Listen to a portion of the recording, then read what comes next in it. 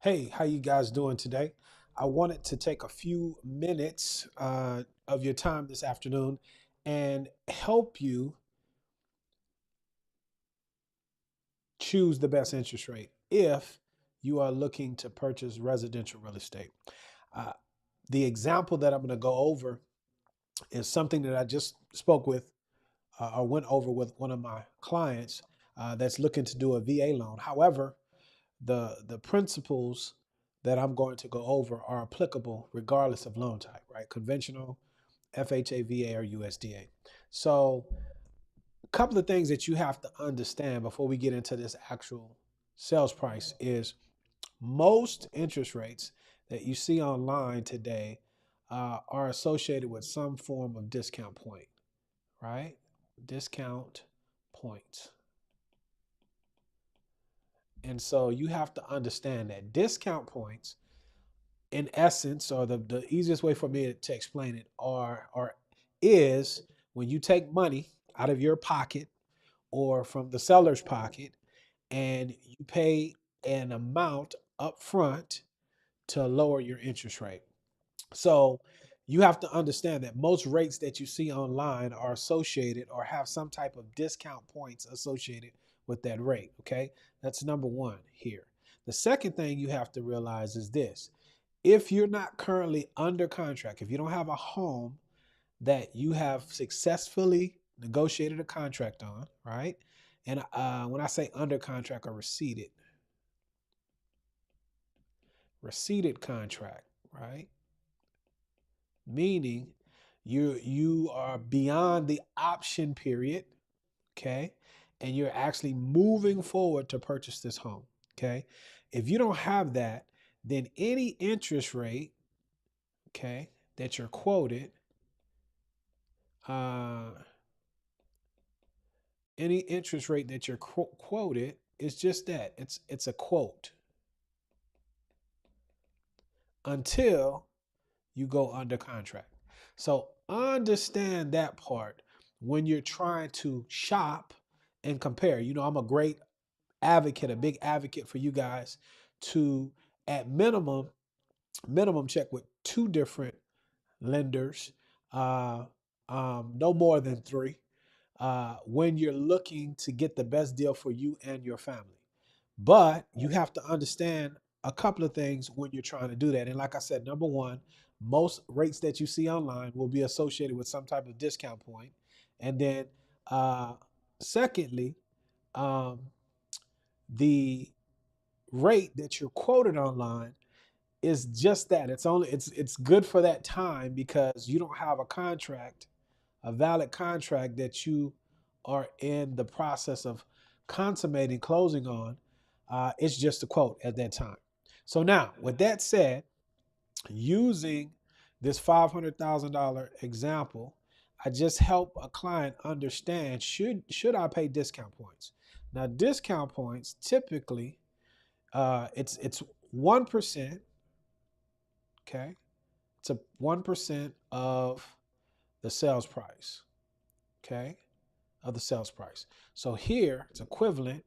Let's scroll down. So if we have a $500,000 sales price here, 1%, okay, 1% is going to be equivalent to $5,000.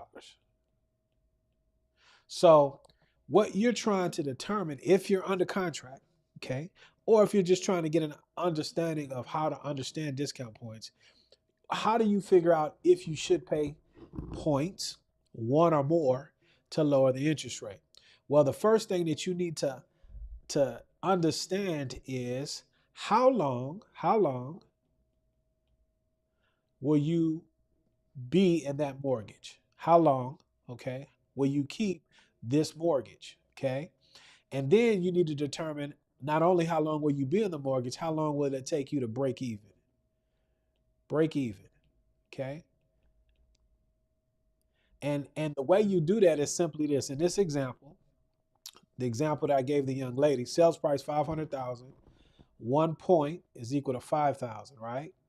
Okay, and here's the deal.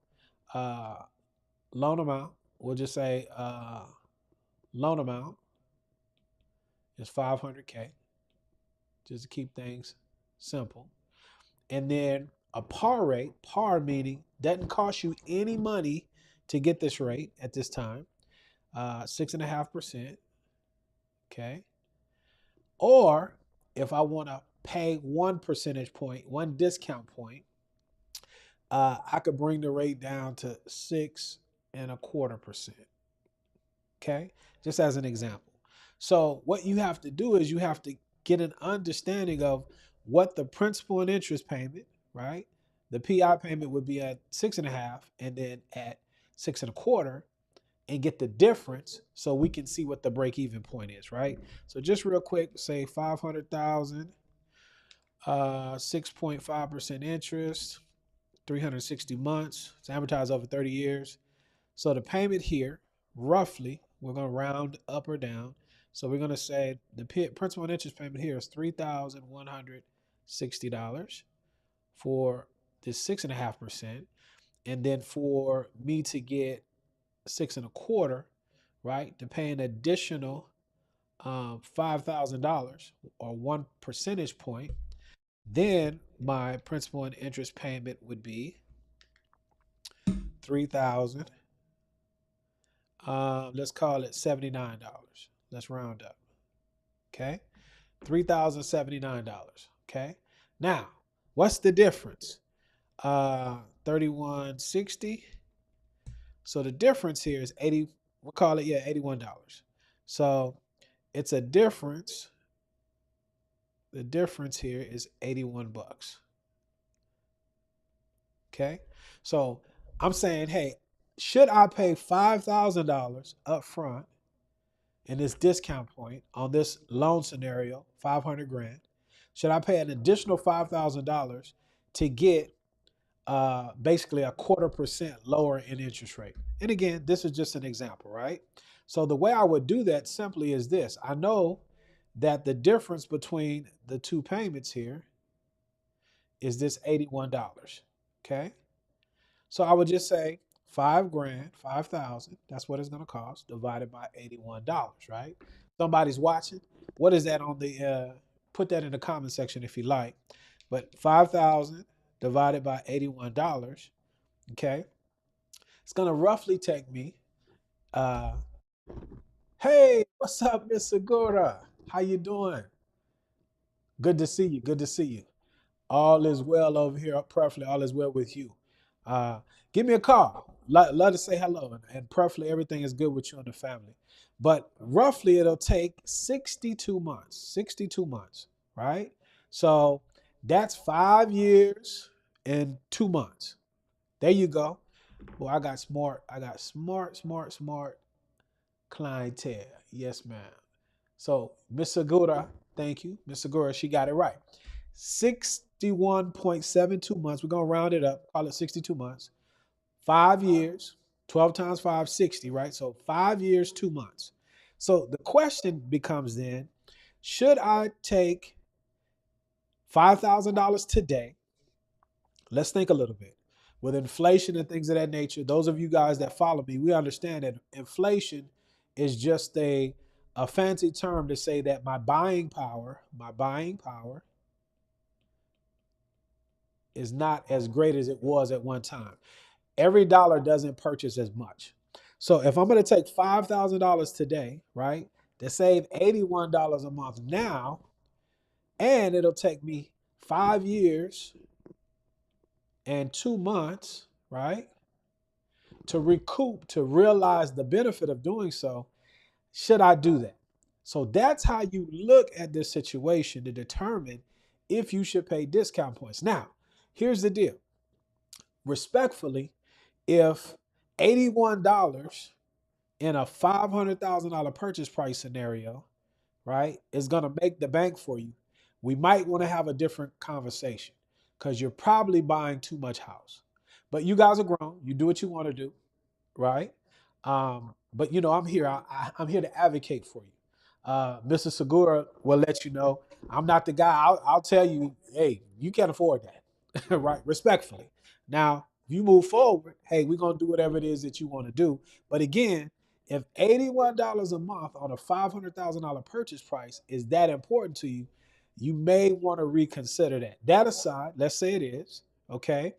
Then what you have to ask yourself is, what are the chances of me possibly refinancing, okay? Refinancing this mortgage before 5 years. And I would say even though they've had you guys on a roller coaster, right? The Federal Reserve, Jerome Powell, the powers that be, chances are within a 5 year period, rates are going to come down enough. And in this case, you got to have a tangible benefit, a 0.5% or more. So, what are the probabilities of interest rates coming down a 0.5% or more within a 5 year period? And I would say they're very high. And if that's the case, psychologically, you think in my mind, hey, I got a lower rate, but who's winning here? Well, the bank is winning, right? Let's say in 36 months, okay, rates come down enough and you're going to refinance. So let's take that $5,000 divided by 62, okay? Say it's $80, okay? And let's say times 36. So in 36 months, you've refinanced. You've used up $2,903 of that 5 grand, right? When we subtract 5,000, well now the bank has made, okay, $2,096. Okay, and you might be saying, you know what? Yeah, there you go. Uh, Let her tell you. Yes, he's going to tell you the truth. I really do. I'm not some of these folks out here hadn't been around for 20 years telling you what you want to hear because I really care. So if you guys are looking for someone to partner with long term that really cares, right? After the sale, before the sale, and during the sale, and always looking to put you and your family in the best position while using residential real estate, you might want to reach out, right? Either you can check out one of the loan scenario QR codes or a second opinion if you're in the market right now. But in this case, if you refinance, right, in 36 months, well, in essence, you've lost $2,096. So that is how you go about trying to determine if you should pay discount points, right? So let's recap here. A couple of things you have to realize. First and foremost, discount point is in essence 1% of the sales price or the loan amount. That's it, not the sales price, we'll say the loan amount, okay? So you could pay several discount points. The question is should you? Secondly, you shouldn't look to try to figure that out until you have a home under contract and you know you're moving forward, meaning you've gone beyond or you've satisfied the option period and say, hey, I'm moving forward. Then and only then should you look to run these numbers to see if it makes sense for you to either pay additional discount points or not, even if the seller is paying. And that might be the only way it makes sense to pay discount points if the seller has contributed enough and you satisfied all your minimum required investment. Say you're doing an FHA, right? Or or watch this, or say you've met all of that, all the seller concessions have been allocated, and there's $2,000-3,000 left over. Well, we don't want to leave any meat on the bone. In that case, hey, it's free money. Let's utilize it in the best place possible, and that's buying down the rate. Okay, no temporary buy downs, in my opinion. Okay, if you have a seller that has contributed enough where you have some left over, do the permanent. Okay, um, and that's how it would benefit you. But if it's coming out of your pocket, right, you want to really run these numbers, okay? So 1% of the I said sales price. Let's correct that. Let's say loan amount, and it goes the other way as well. If you need the help with some monies, you can have a higher rate, okay? But that's a different video. So you want to find then how long will it take you to break even? You basically look at what the principal and interest payment would be with the par rate, meaning it doesn't cost you anything, and then what the rate is going to be when you buy down the discount, depending on how many points. You look at the difference of the payment. In this case, it was $81. And so we set our break even point. Miss Segura, she hit it on the head, 61.72 months or 62 months, 5 years, 2 months. Then you ask yourself the question, hey, what's the probability of me refinancing before then? And you see why. Here's the deal. If you refinance this scenario in 36 months, in essence, the bank has made $2,096. So again, guys, rates are higher. I don't want to be not considerate to those of you that are new to the game. If you're old as me, you'll hear us say, "Hey man, historically rates are low." Well, that's not for you, especially some of you millennials. The most recent rearview mirror, you see rates at 2%. So you want the 2%, but you can't get those now, right? So uh, if you're beyond that and you understand what's going on, okay, this is how you determine if you should, not from an emotional standpoint, but one by looking at the numbers, right? Thank you, Miss Segura. She said, awesome, awesome. I appreciate that. Um, you know what? It's very high if we're looking at 2020 coming forward. But if we look historically, rates are very, very low. Okay. Um, and so the point is, home prices continue to increase due to that inflation. And so you have to make the decision if you're going to continue to stay on the sideline and wait, right? How much is it going to cost me there? All right. So it's six in one hand, half a dozen in the other. If home ownership is your goal, you got to get on the ladder sooner than later. And then know and understand that how much can I pay uh, comfortably, how much can I afford to leverage this home purchase because it makes sense, right? It makes sense for my life, meaning I'm going to be there 7 years minimum. Okay. This is not the stock market. We're not doing options. And moreover, this is where I'm going to live, right? So it has that utility. And just over time, because of the inflation component, let's put that in there inflation, right? Real estate wins. Real estate wins. So there you have it, Miss Steph. Again, great to see you. I got to give you a holler just to see how you've been doing. And but thank you for uh, helping me out. It always helps when there's engagement. I really appreciate it. And if we could be of assistance, guys, reach out. If not, make sure your lender of choice is explaining to you not just the interest rate, meaning, well, I got a 6% interest rate. You have to ask yourself, with the numbers, does it make sense? Do you understand the process and how it works? So, with that, hey guys, here's my new thing. I'm gonna ask you to put a lid on it. I want you to put a lid on everything that you see online, because there's a lot of there's a lot of stuff out here, right? So when you put a lid on it, here's the acronym. Here's the acronym. Listen, that's the L. Then you investigate. That's your part. You do your due diligence, you investigate, you do your research. And after having done that, the D is then you make a decision.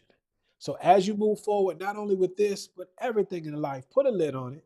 Listen, investigate, and then you decide. If you do that, and more things than not, more times than not, you'll end up in the best position possible for you and your family. My time is up. I thank you for yours. Hey guys, let's be good to one another. Let us continue. Let grace abound. And until the next time, peace. See you later, Miss Steph. Blessings.